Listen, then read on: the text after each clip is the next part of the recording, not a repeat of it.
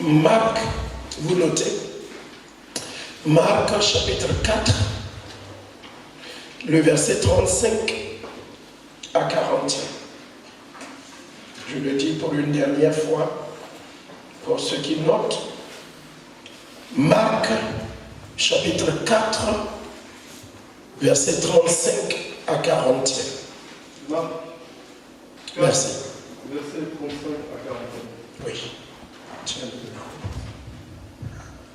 Ce même jour, sur le soir, Jésus leur dit, « Passons à l'autre bord. » Après avoir envoyé la foule, ils l'emmenèrent dans la barque où il se trouvait.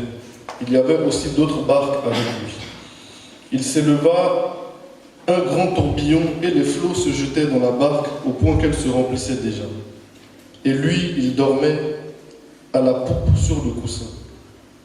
Ils le réveillèrent et lui dirent, « Maître, ne t'inquiètes-tu pas de ce que nous périssons ?» S'étant réveillé, il menaça le vent et dit à la mer, « Silence, tais-toi. » Et le vent cessa, et il eut un grand calme.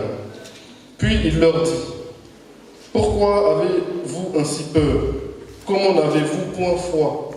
Ils furent saisis d'une grande frayeur, et ils se dirent les uns aux autres, « Quel est donc celui-ci à qui obéissent même le vent et la mer? » Amen. Amen.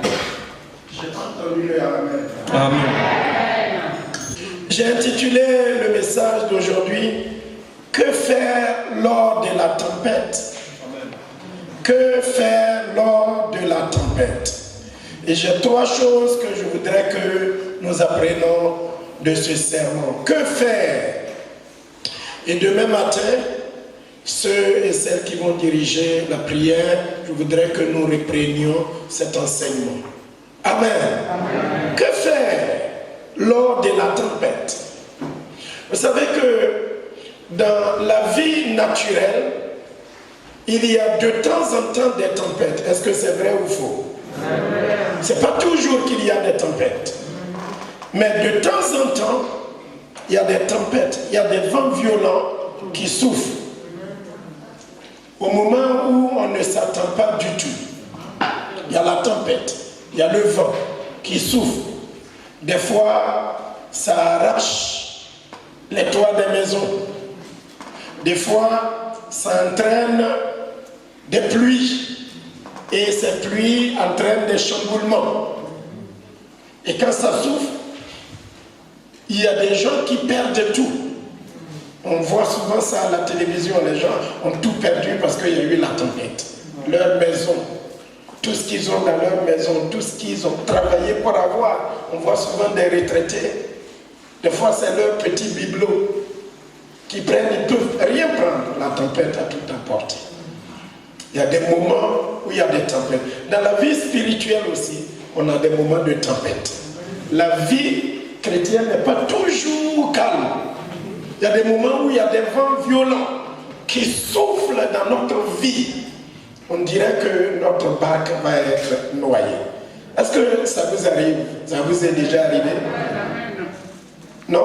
Il y a des gens que c'est jamais arrivé. Oui, je vois beaucoup de mais il y a beaucoup de gens, des fois il y a des tempêtes.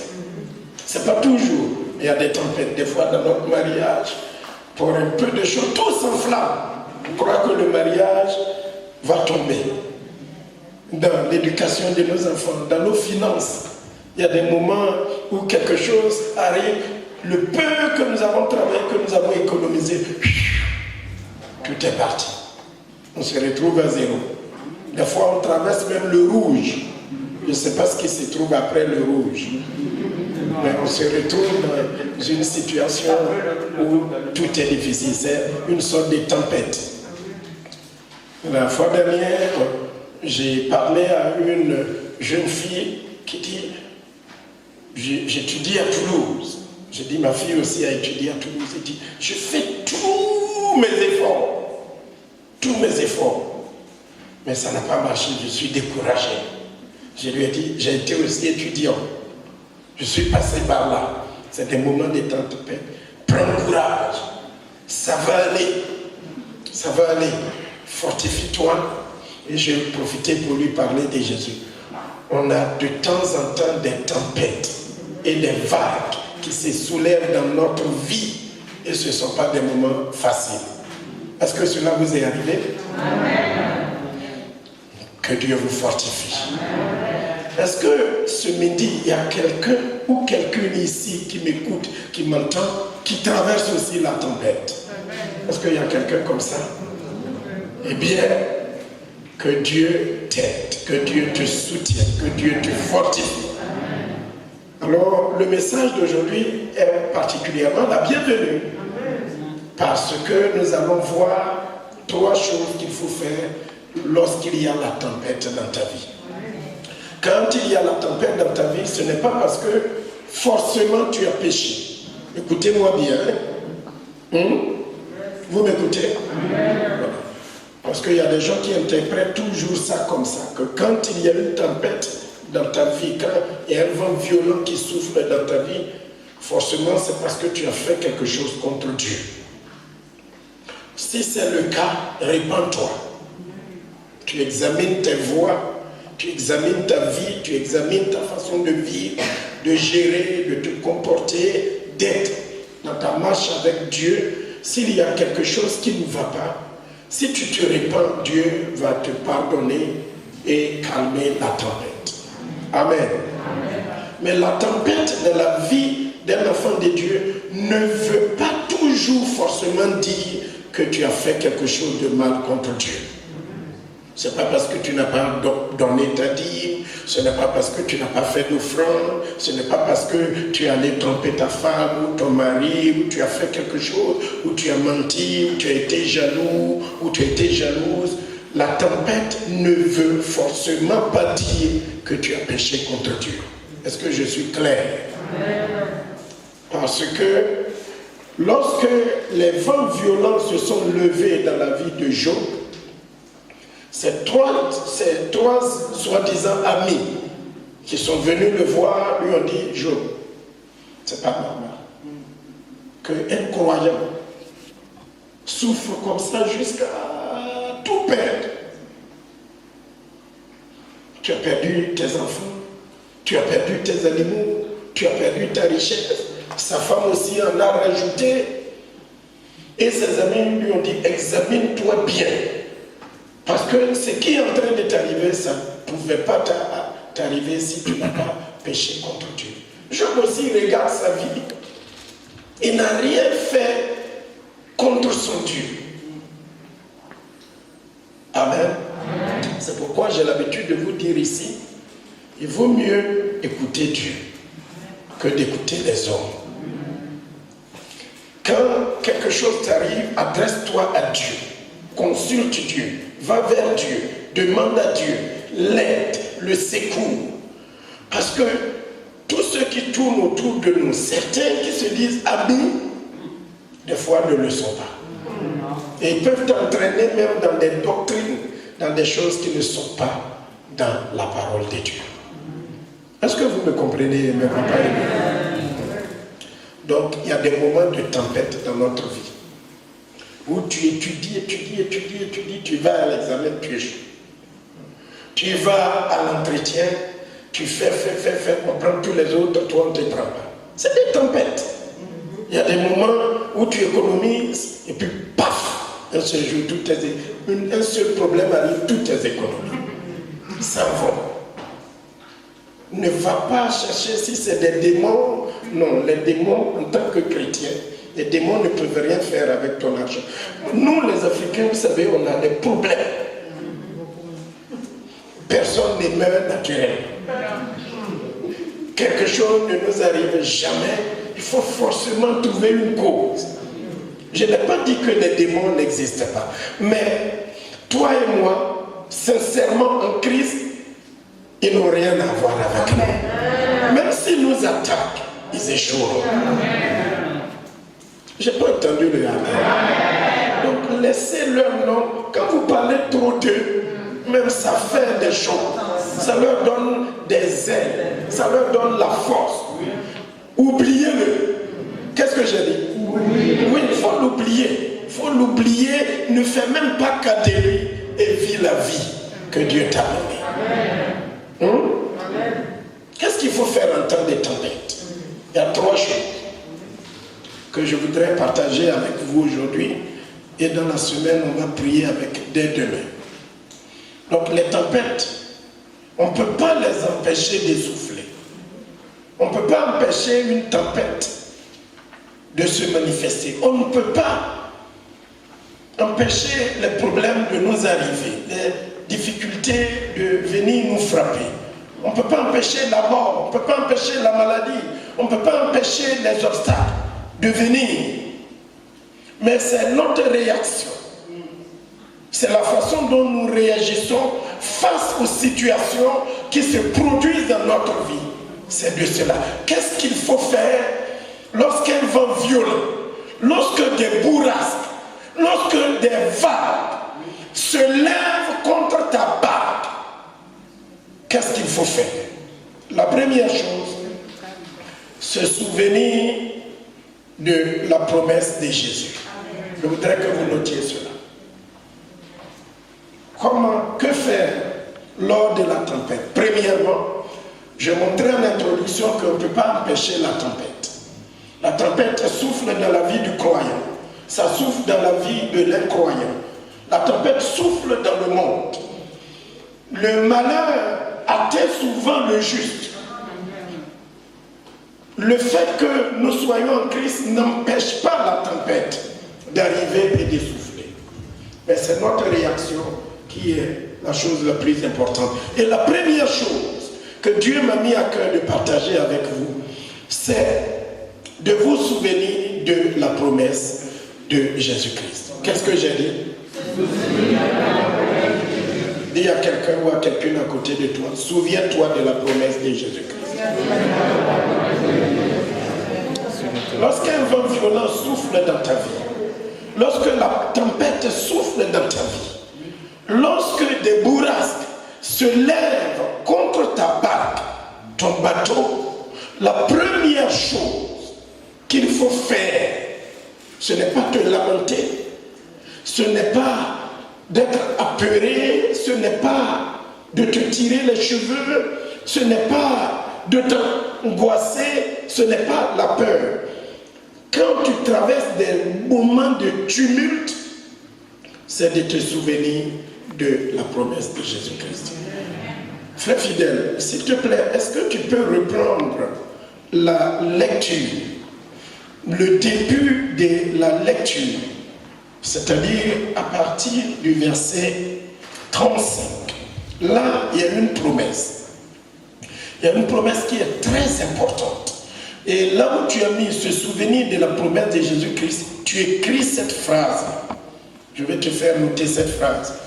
Note-la en rouge. Moi, dans ma Bible, elle est en rouge. Je ne sais pas si votre Bible est écrite de la même façon que moi. Oui, vas-y. Ce même jour, sur le soir, Jésus leur dit, passons à l'autre bord. Amen. Amen. Tu vois, ma Bible est tellement bien écrite. Alors, le chapitre 4, le verset 35. Ce même jour, sur le soir, Jésus leur dit, passons à l'autre bord.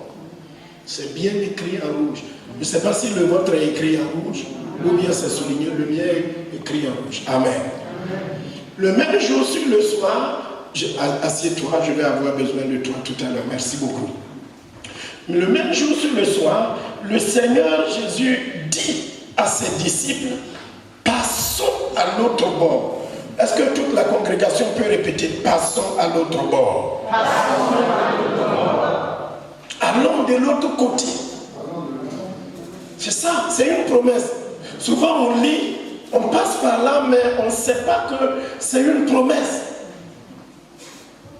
Jésus est embarqué avec nous. Jésus voyage avec nous. Et vous voyez, pour moi, c'est une promesse, parce que Jésus dit, allons de l'autre côté. Pourquoi je dis que c'est une promesse dont on doit se souvenir lorsque les vents violents soufflent? Parce que c'est une promesse. Et il n'y a rien de tel qu'un chrétien, qu'un enfant de Dieu, qui se souvienne des promesses de Dieu. Des fois, ce qui nous fait paniquer, ce qui nous fait peur, ce qui fait qu'au milieu des bourrasques, des tempêtes, nous ne savons pas où poser la tête, c'est parce que nous oublions ce que le Seigneur nous a promis. Jésus n'a pas dit, allons mourir dans la mer. Jésus n'a pas dit, allons, je vais vous laisser au milieu de la mer. Mais il a dit, allons. Ça veut dire quoi? Oui, mais de l'autre côté, c'est où, ma diaconesse? Allons à la maison. C'est-à-dire qu'ils étaient de l'autre côté de la mer. Ils sont allés prêcher. Jésus allait évangéliser. Jésus allait prêcher la bonne nouvelle, guérir des malades, chasser des démons, faire des choses extraordinaires. Et le soir venu, le même jour, Jésus et ses disciples montent dans une barque. Et Jésus, avant même qu'ils abordent l'eau, il dit, allons à la maison. Vous me comprenez, mes frères et sœurs? Quand il a dit allons à la maison, ça veut dire que avant même que le voyage ne commence, Jésus a assuré, il a certifié qu'on ne va pas aller rester au milieu de l'eau, on ne va pas aller rester au bord de l'eau, on ne va pas aller rester jusqu'à un endroit où quelque chose va nous empêcher d'arriver à la maison, mais il dit allons à la maison. Église de Dieu, vous me suivez? Est-ce que vous êtes en train d'apprendre quelque chose? Quand Jésus dit allons à la maison, c'est-à-dire que quand il quitte avec toi, quand il marche avec toi, il y aura des tempêtes, il y aura des vagues, il y aura des tumultes, il y aura des attaques, il y aura des difficultés. Mais quand Jésus dit allons à la maison, ce n'est pas la mer, ce ne sont pas les vagues, ce ne sont pas les situations, ce ne sont pas les problèmes. Ils vont s'élever, ils vont se multiplier, ils vont arriver. Mais quand Jésus dit allons à la maison, vous allez jusqu'à la maison. Vous comprenez ça, mes frères et sœurs? C'est une promesse. Et il faut s'appuyer sur le Seigneur et les promesses qui sortent de sa bouche. Lis ta Bible. Prends les promesses, souligne-les et dis à Dieu, voici ce que tu as promis. Et ce que Dieu promet, il le réalise. Amen. Allons à la maison. Allons à notre bord. C'est une promesse. Et quand Jésus a prononcé cette phrase, il n'y avait plus rien sur la terre pour arrêter Jésus et ses disciples. Église de Dieu, vous me comprenez? Dites avec moi, quand Jésus fait une promesse, dites-le fort pour que ça résonne dans votre corps. Et quand Jésus me fait une promesse, il n'y a rien sur la terre pour m'arrêter. Et ajouter un grand amen là-dessus. Donc il faut se souvenir des promesses du Seigneur. Le Seigneur a dit avant qu'il ne commence, allons à la maison, allons à l'autre bord, allons jusqu'à destination. Quand Jésus fait une promesse, quand Jésus dit quelque chose, c'est plus qu'un décret. Notre Seigneur n'est pas un Dieu qui parle pour parler. Il n'est pas un Dieu qui parle dans le vide. Il n'est pas un Dieu qui parle et qui n'accompagne pas sa parole. Le prophète Ésaïe et le prophète Jérémie et beaucoup d'hommes de Dieu ont dit que Dieu veille sur sa parole pour faire quoi? Pour l'accomplir. Dieu est dans sa parole. Dieu est avec sa parole. Dieu est égal à sa parole. Jean 1, le verset 1. Au commencement était la parole. La parole était avec Dieu. La parole était Dieu. Et tout ce qui a été fait avec la parole de Dieu.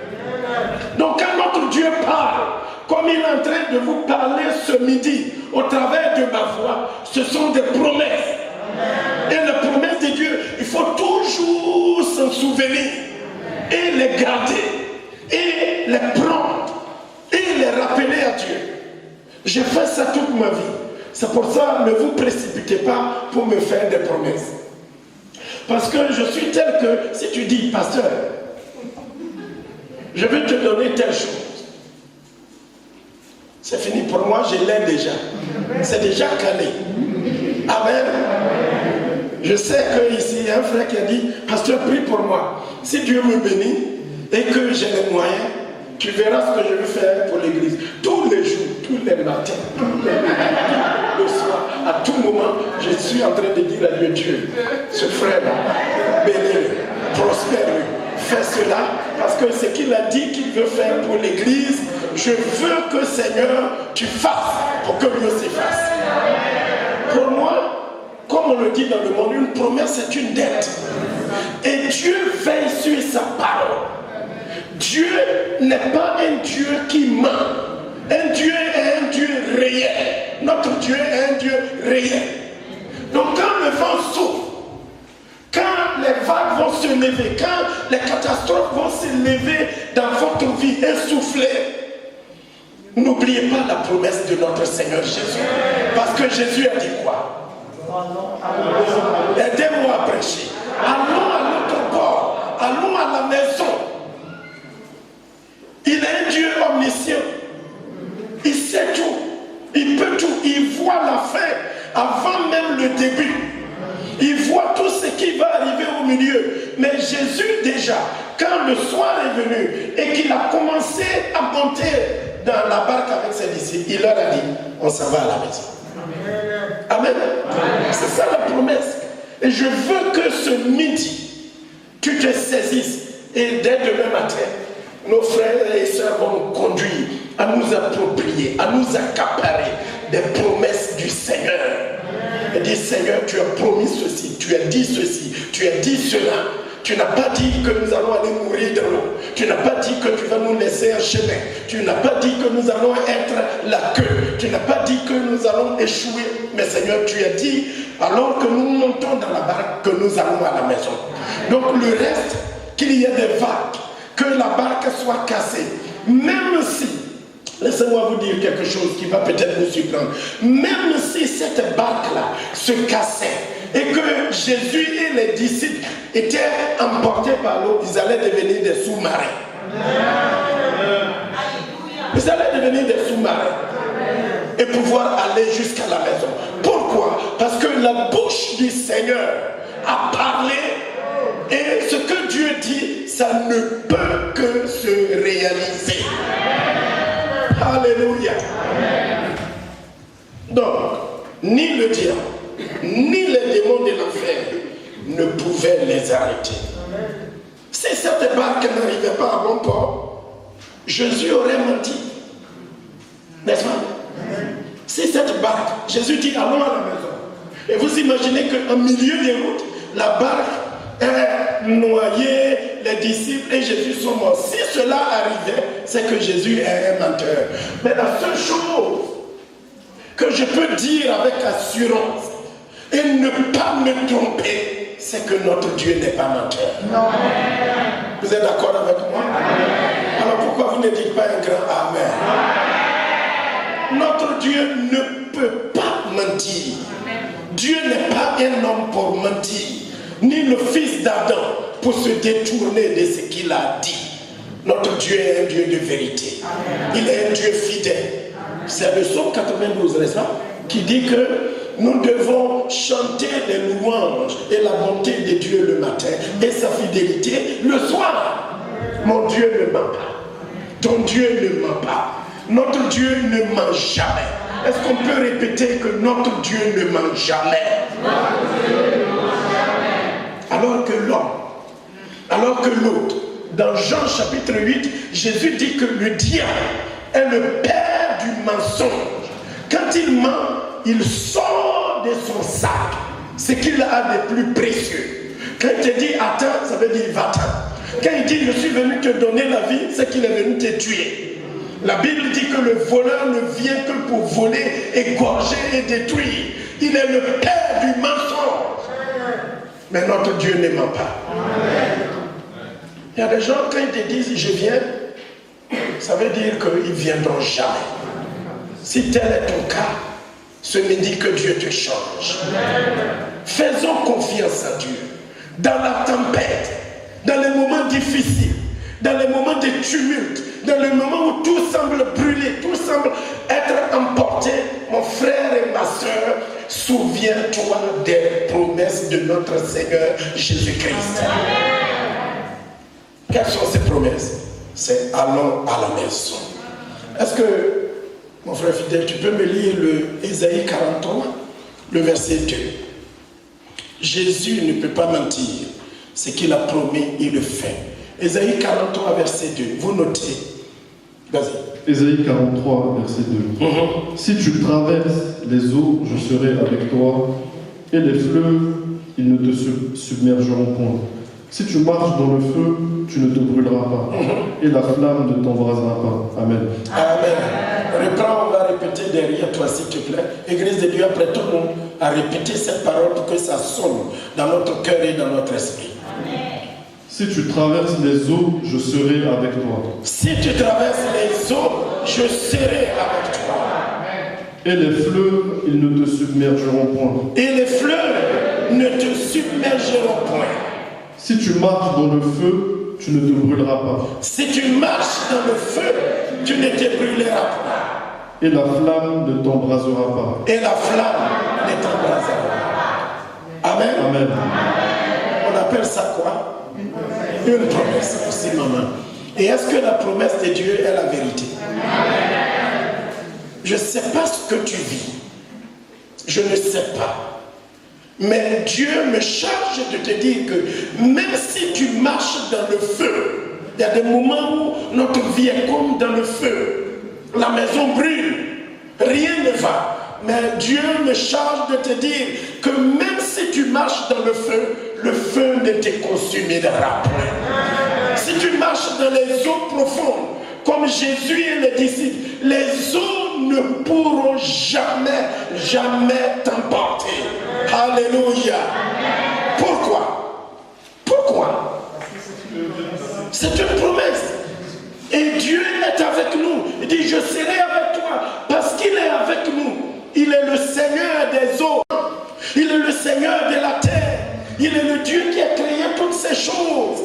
Et celui qui a créé sa chose ne sont pas dans un film de science-fiction où les gens créent des fois des monstres. Ils créent des choses, ça devient des monstres. Et ça tue tout le monde, il ne peut pas contrôler. Notre Dieu n'est pas comme ça. Il a créé le ciel. Il a créé la terre. Il a créé les mers. Il a créé toutes choses. Et il contrôle toutes choses par sa parole. Ce que sa bouche dit, sa main le fait. Et notre Dieu ne ment pas. Je lui fais confiance. Veux-tu lui faire confiance? Veux-tu croire en lui? Des fois nous avons peur, nous paniquons. Oui, nous sommes des humains. Nous pouvons paniquer, mais je peux vous assurer, n'ayez pas peur. N'ayez pas crainte. Ne vous abattez pas. Ne vous laissez pas emporter par les vagues, les tempêtes, les tourbillons qui viennent frapper votre barque. Parce que c'est lui qui vous a fait la promesse. Si tu traverses le feu, si tu traverses le vent, si tu traverses les vagues, des fois il y a des eaux qui font comme si elles vont emporter toute la maison. Mais oublie et n'oublie jamais que le Seigneur dit, je pars jusqu'à la maison avec toi. Quand notre Seigneur embarque avec nous dans notre vie, ce n'est pas pour nous laisser en route, ce n'est pas pour nous laisser au milieu, mais c'est pour nous amener jusqu'à la maison. Amen. Amen. Amen. Nous avons plein de témoignages ici. Chacun a une histoire dans cette église. Notre frère disait tout à l'heure, ce n'est que l'année dernière que le Seigneur l'a régularisé. Combien sommes-nous ici qui avons passé des années, à d'autres même ils ont écrit 10 fois de retourner dans notre pays. Mais aujourd'hui nous avons la citoyenneté française. Notre Dieu réalise sa parole. Notre Dieu ne ment point. Notre Dieu dit la vérité. Il y avait une grand-mère qui était très croyante et qui lisait toujours sa Bible. Lisez votre Bible. Lisez la parole de Dieu. Disséquez-la. Posez-nous des questions. Maman pasteur, ça signifie quoi? Papa pasteur, ça signifie quoi? Mon ancien, mon évangéliste, qu'est-ce que ceci signifie? Lisez la Bible, fouillez les Écritures. Ce qu'on vous enseigne, comparez cela aux Écritures. Nourrissez-vous de la parole de Dieu et ne vous laissez pas berner par ceux et celles qui se trouvent dans le monde qui courent après des faux miracles. La base de la vie chrétienne, c'est la parole. Et la parole de Dieu. Après tout, c'est la parole qui reste. Et le ciel et la terre passeront. Mais la parole de Dieu ne passera jamais. Accrochez-vous au Dieu qui a fait la promesse et aux promesses de Dieu. Parce que les promesses de Dieu ne failliront jamais. Ta voiture peut tomber en panne. Même neuve. Elle peut te laisser en route et on doit la remorquer. Ton ami peut t'abandonner. Ta connaissance qui disent, je n'ai jamais oublié cette histoire, quand mon épouse et moi on était étudiants en Grande-Bretagne. Un ami qui m'a dit, si tu as un problème, quel que soit le problème, même s'il est 1h ou 2h du matin, appelle-moi, je vais t'aider. Et je me souviens qu'un jour, un de mes devoirs que je devais rendre le lendemain, j'ai tapé. Lorsque je pouvais ouvrir, rien n'a été enregistré. Je ne connaissais pas grand-chose en ordinateur, en informatique. Et lui, il était doué. Je l'appelle sur téléphone, il ne répond pas. L'homme peut te décevoir. Et je tremblais de tout mon corps. Mes yeux étaient devenus rouges. Je ne pouvais pas dormir. Heureusement que c'était le week-end. Je devais tout reprendre. L'homme peut te décevoir. Mais Dieu et sa parole ne te décevront jamais. Amen. Amen. Combien de frères et sœurs qui ont quitté l'Afrique? J'ai entendu une histoire en fin de semaine dernière. Quelqu'un qui a dit, arrivé à l'aéroport, tu m'appelles. Je viendrai te chercher. Et tu arrives à l'aéroport, tu appelles son téléphone et sur répondeur. Tu fais comment? Mais si Dieu promet, je serai là pour te prendre, il sera là pour te prendre. Je serai là pour t'accueillir, il sera là. Jésus dit, allons à l'autre bord. Allons à la maison. Donc les vagues vont se lever, les tempêtes vont se lever, les bourrasques vont se lever. Mais à partir du moment où sa bouche a dit, allons à la maison, vous allez jusqu'à la maison. Je n'entends pas le Amen. Restons les yeux fixés sur sa parole. Eh bien, cette grand-mère-là, elle lisait tout le temps sa Bible et elle soulignait. Et elle marquait, chaque fois, quand elle trouve une promesse, elle marquait TMP, T et P. Donc quand elle est morte, les funérailles ont été faites, les gens ont pris la Bible de cette grand-mère et ils ne savaient pas pourquoi elle avait mis T et P, T et P, T et P, partout. Mais elle était très intelligente, elle avait mis des annotations. Donc ils sont allés à l'arrière de la Bible et ils ont vu les T et P, ce que ça signifie.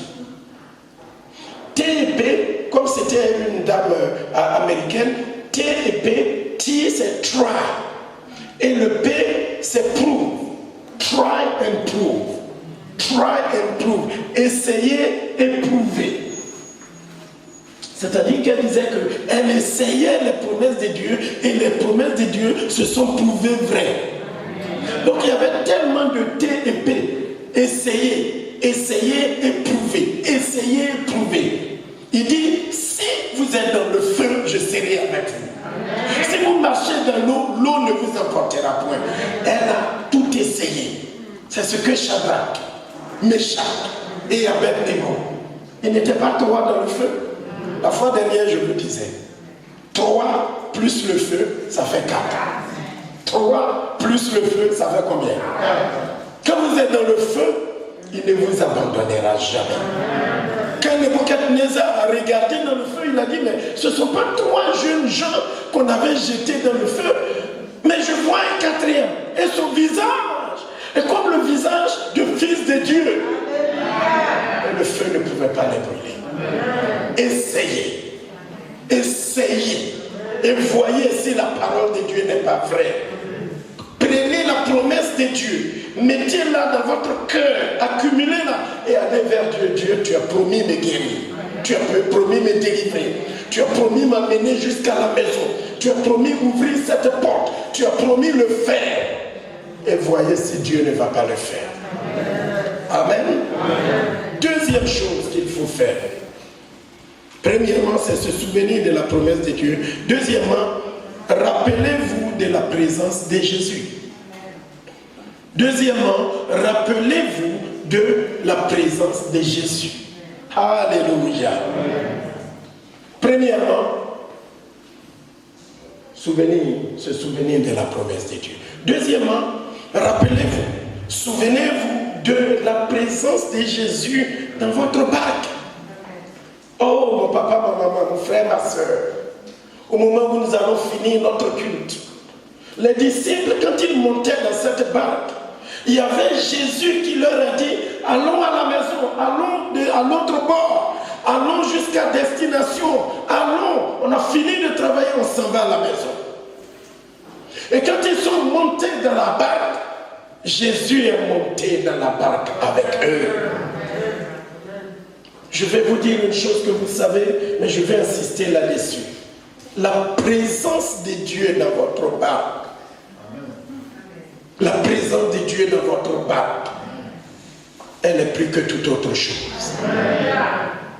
Et je peux vous garantir, j'espère que vous l'avez fait, eh bien si quelqu'un ou quelqu'une est ici et qu'il ou qu'elle n'est pas sûr que Jésus est dans sa barque, ne rentre pas à la maison sans être venu à la fin du culte me voir pour dire, pasteur, aujourd'hui je veux que Jésus monte dans ma barque.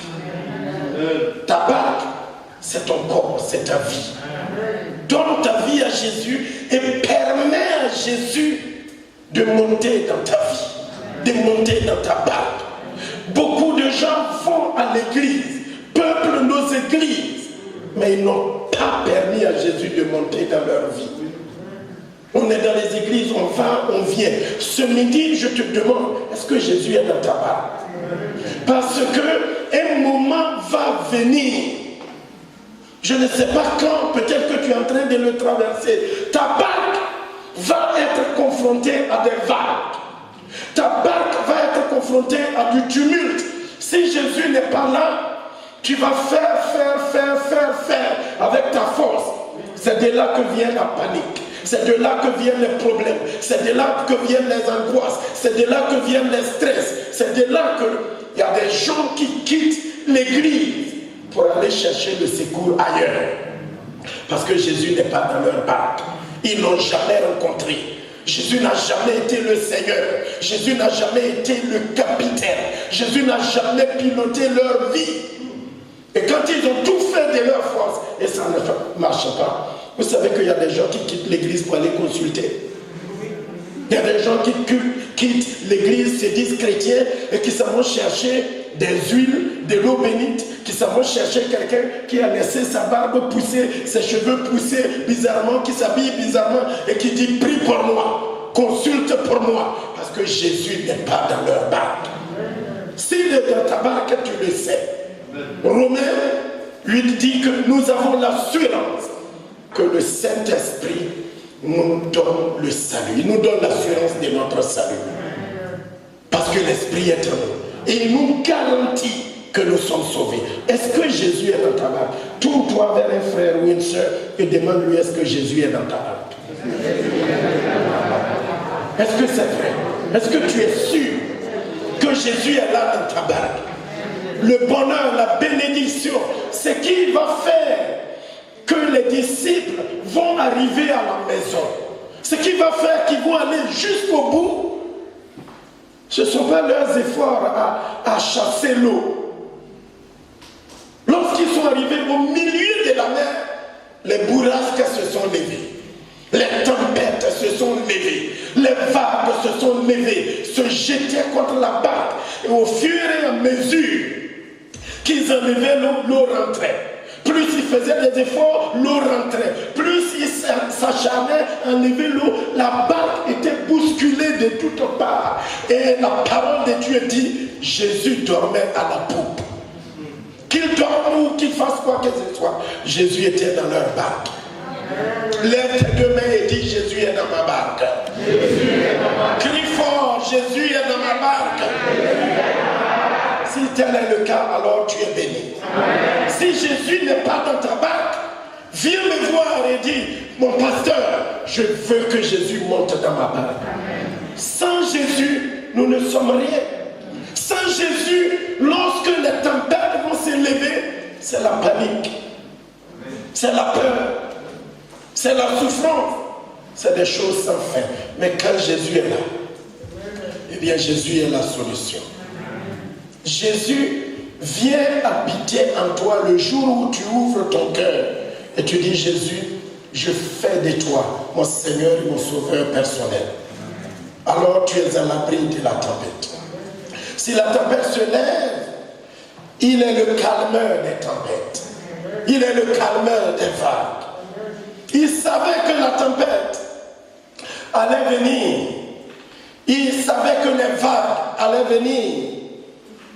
Mais ce n'est pas l'insécurité ou la peur qui est quelque chose. C'est surtout être dans la volonté de Dieu qui nous met en sécurité. Quand Jésus est dans ta vie et que tu es dans la volonté de Dieu, c'est la source de notre sécurité. Jésus était là dans la barque. Et ce Jésus, il est dans la volonté du Père. Donc il dormait calmement parce qu'il était fatigué de sa journée de travail. Et eux, ils ont commencé à tout faire. Combien d'entre nous ont multiplié 2 travaux ou 2 travails? Il fait ceci jusqu'à finir l'après-midi. Il fait l'autre jusqu'au matin. Mais rien. C'est la bénédiction de Dieu qui rend l'homme riche. Que Dieu te bénisse. Qu'il soit dans ta barque aujourd'hui et dis-lui, Seigneur, je te confie mes affaires. Je te confie ma vie. Je te confie mon entreprise. Je te confie mon foyer. Je te confie mon épouse. Je te confie ma femme. Je te confie mon mari. Je te confie mes enfants. Je te confie leur étude. Seigneur, notre force ne peut y arriver. Mais toi, tu peux. Et quand Jésus est dans ta barque, les vagues vont s'élever. Les tempêtes vont s'élever. Les troubles vont venir. Mais Jésus est le calmeur des vagues. Alléluia. Accepte-le. Garde-le précieusement dans ton cœur. Et quand ça ne va pas, va le voir. Heureusement que Jésus était dans leur barque. S'il est dans ta barque, ne fais rien pour qu'il quitte. S'il est dans ta barque, ne fais rien pour qu'il s'en aille. N'aille pas suivre une convoitise. N'aille pas suivre un péché. N'aille pas suivre quelqu'un à cause de son argent.